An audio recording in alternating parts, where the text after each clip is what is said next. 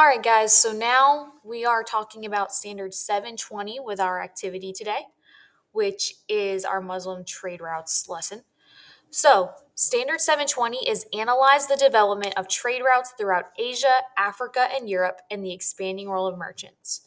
All right, so we are going to analyze the development of trade routes. We are going to talk about the roles that merchants play in spreading culture and items and things like that. So, this is sort of like notes, sort of. So, I'm going to be going through the PowerPoint, and as we go through and we hit a spot on our notes, which, if you open it up, is the student Muslim trade routes lesson questions. As we go through the Google Slides, answer the questions that you see on the slides of this Google Doc on the on this Google Doc. I'm going to just delete the on the slides. Actually, no. Never mind. Type your answers next to each question and type your paragraph underneath the instructions. You can bold your answers, highlight them, underline them, make them a different color, but you need to type your answers here. So we're not doing the fill in the blank notes today. It's more like a question sheet, but it still serves the same purpose. All right. So the first thing we're going to do is we're going to do a little bit of talking, aka I want you to think about this. What features of the Arabian Peninsula gave Muslim merchants easy access to many parts of the world? And how is each of those physical features going to help Muslims trade? Right? Remember, the Muslim religion started here in Saudi Arabia. So give yourself a minute to think about it. Okay, that's less than a minute, but I've got stuff to do. Okay, so Saudi Arabia is connected by land to Africa, the Middle East, and technically to Europe and Asia. All right, so obviously that's going to give the merchants or the people that are selling items, that is giving them access to multiple areas through land. And then they are surrounded by water, the Red Sea, the Gulf of Aden, the Arabian Sea, Persian Gulf, all right, Caspian Sea up here, or the Mediterranean Sea. Caspian Sea's up here. All right, so they have water access to areas as well. So they can trade by water or they can trade by land. Okay, specifically the water. That's going to help them trade. All right, that's going to be easiest for most of the people on the Arabian Peninsula, at least at this time, due to the fact that most of this area is a desert, and you're not going to want to travel all the way up here just to get to Egypt when you could just use a boat to get across the Red Sea. All right, so a trade route definition. A trade route is identified as a series of pathways and stoppages used for the commercial transport of cargo. So basically, it's the route you're going to take to go trade something.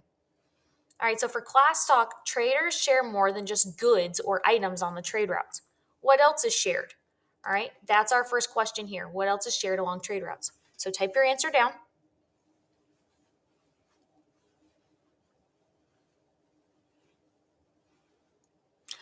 All right, so you could have written down religion, language, culture, things like that. So cultural diffusion, anything that you can trade, anything that you're spreading that you don't pay for is culture.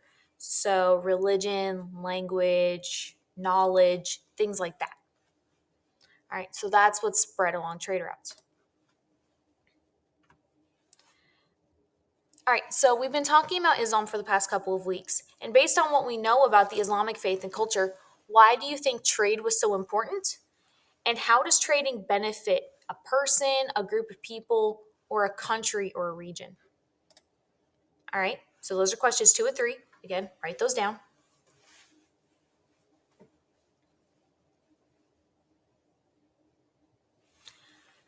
So trading was so important because A, they're living in areas where they don't have as many of the essential necessary items that they need. So obviously they need to trade for goods. But also that trading is going to allow them to spread their religion. It's going to allow them to spread their religion, their language, their contributions like numbers and medicine, things like that. Remember, while Islam spread through conquest or war, it also spread through trading and discussion.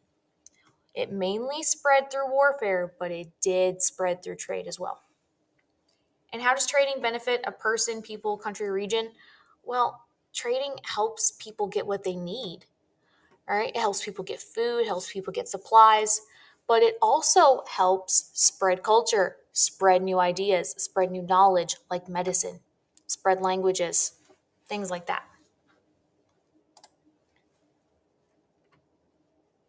All right, so think about it this way. Have you ever traded lunches or a food item from your lunch with something else or with someone else? Most of you are probably going to say yes. Why did you trade? All right, there's questions 4 and 5. So, have you ever traded lunches or a food item from your lunch with someone else, and why did you trade? All right, most of you are going to say, of course, you've traded. And why? Because they had something you wanted and you had something they wanted. All right, that's exactly why trade happens. All right, all right. I have something that you guys want, you guys have something that I want, so we trade. You guys want a good grade, I want your work. We trade, I get your work. Sometimes, when you turn in the work, you get a good grade. All right. Or if you are third period yesterday, there's a fly in the room, and I'm trading you the ability to kill the fly for a Twizzler. Sadly, no one killed the fly, so no one got a Twizzler.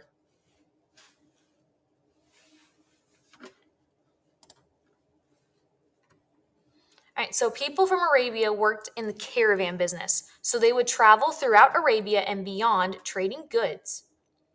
There's supposed to be a period there. Just gonna fix that. The map above shows the trade routes in blue and red, which indicate land and water trade routes. All right, so the land trade routes were in red, the water trade routes were in blue. All right, so you can see that the water trade routes were getting them to different areas than the land trade routes. Land was mostly going to Asia, water was mostly going to Europe. Both were going to Africa a little bit. All right, so they needed trade. Trade was one of their vital, necessary pieces, so they traded a lot. All right, the trade routes expanded over time. All right, there is a quick video here. You can watch it if you want. All right, so they expanded over time. So as time went on, more and more trade routes developed. That makes sense, right? Because now you have more people wanting to learn about these things, more areas to trade with, especially when the Muslim lands are growing. All right, so Muslims, or the Islamic religion and their empire, they were originally just over here, and now they're spreading all the way over to Morocco. All right, so now, of course, those trade routes are going to spread too, because now they have control of that area. Of course, they're going to want to start trading over there. Now, the Silk Road goes from Asia to the Ottoman Empire. The Ottoman Empire is a group of Muslims. All right, so again, now we have a Muslim trade route. The Muslims don't control all of the Silk Road, but they control a chunk of it over here. So, more and more trade. So now they're getting farther and farther into China. And while in China, they're not really able to spread Islam, they are spreading their numbers. They are the numbers they borrowed. They are spreading their culture. They are spreading new medical ideas, things like that. Right? And look, the trade routes are even going to Rome. And now that they're going to Rome, you're going to also be spreading stuff into Europe. Europe is going to start learning as well. And of course, you have river trade that is going from the Ottoman Empire, the Byzantine Empire, all the way up to the top of Europe. So again, you have more areas in Europe learning about the numbers that the Islamic people use, the medicine, all right, the technology, the astronomy, things like that. So it just keeps spreading and spreading and spreading. And then a trade route that we're going to talk more about next unit, so in a couple of weeks, is the Trans-Saharan trade route, which is going from west to North Africa. And yes, it does go back to the Ottoman Empire. All right. Now, here, Islam does spread. Islam does spread down to here. So they're not just spreading culture, they're spreading religion along with their culture. They're also spreading Arabic, they're spreading the number system, they're spreading technology, things like that. And of course, as the trade routes expand, Islam expands.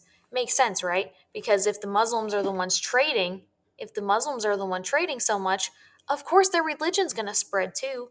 While it doesn't spread so much into Asia, it does spread out way more into Africa and a little bit into Europe.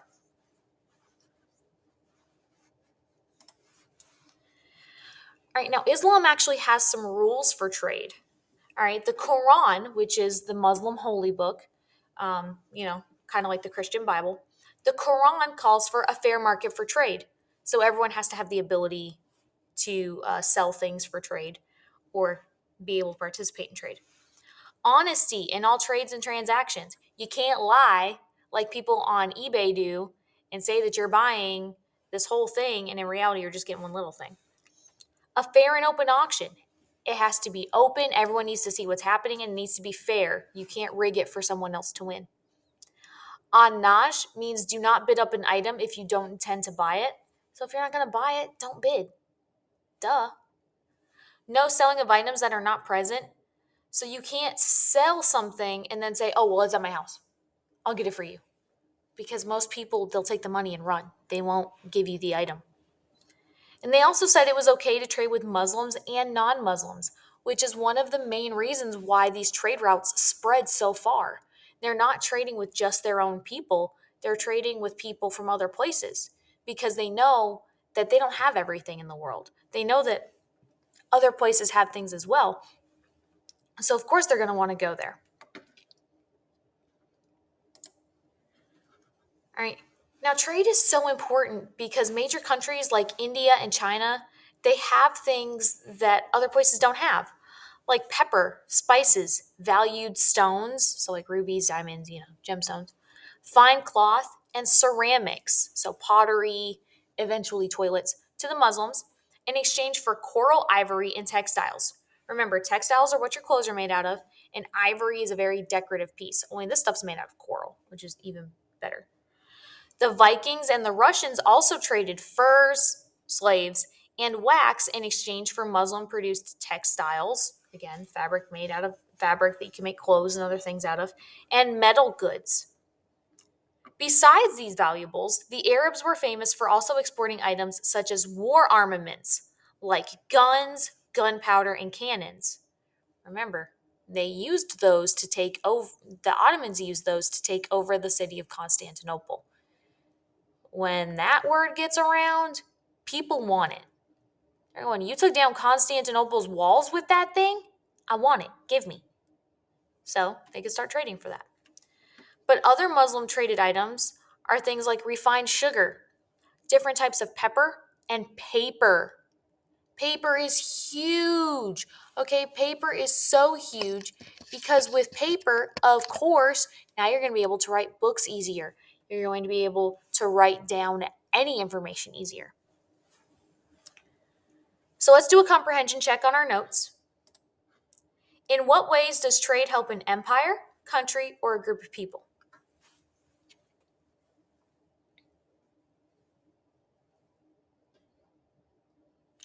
Well, trade helps them get things they need, right? Whether it's ammunition, guns, cannons, maybe it's food, maybe it's textiles for clothing, maybe it's pretty things like ivory or ceramics. It helps them get things they need or want. But it also helps them spread their culture or get new information from other cultures. Remember, the Muslims were huge in medical advancements at this time period, and they were the ones doing most of that. So, other areas like Asia and Europe and Africa, they're going to want that info. They're going to need that info. So, trade helps empires grow, stay strong, and it helps them get what they need.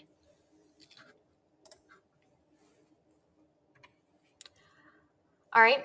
So, what we're going to do is we're going to talk to the person next to us or talk to yourself. All right. Talk about the geological advantage or geographical advantage that people living on the Arabian Peninsula have in terms of trade. All right, look, that's also number 7. So you can type it down and then talk. Or if you have no one to talk to, or you don't want to talk, you can just type it down.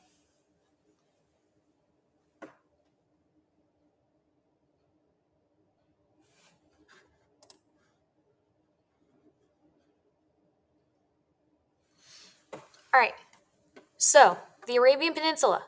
Yeah, you've got a lot of land routes. You have a lot of land routes. You're going to be able to trade easily through those land routes. You also have a lot of water routes. So, geographical advantages, they're connected to other continents. They're also surrounded by water. So, water and continents. Water access and attached to continents. Those are huge for being able to spread all their knowledge, spread their religion, all of that.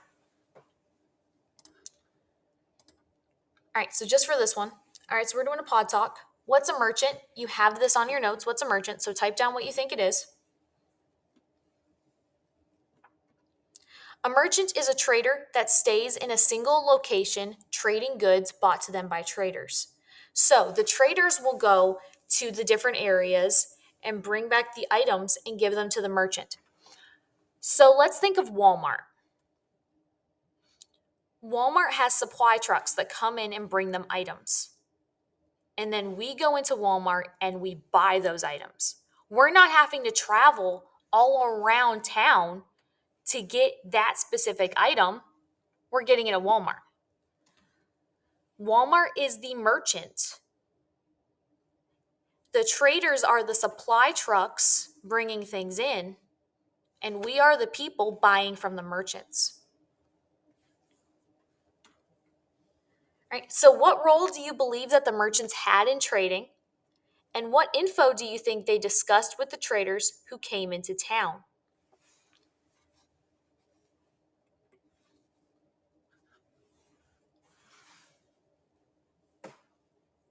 Well, in the trading, they're going to be the ones giving out the goods, right?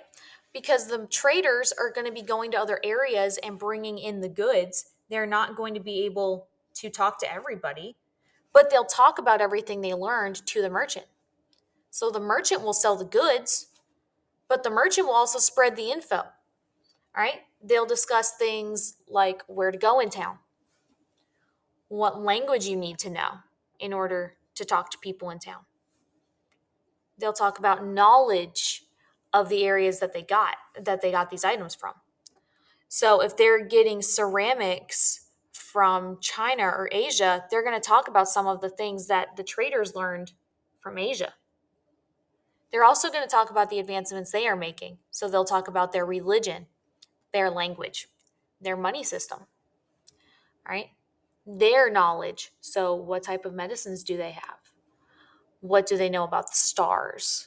Things like that. So the merchant is going to be the one selling the goods, but they're also going to be the one spreading the knowledge.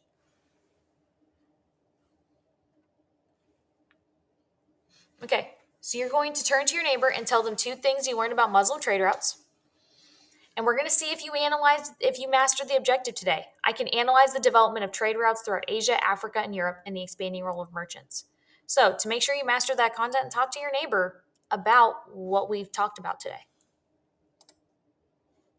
Okay, list 2 or more things you learned about Muslim trade routes. List those there. Talk to your neighbor once you've listed them.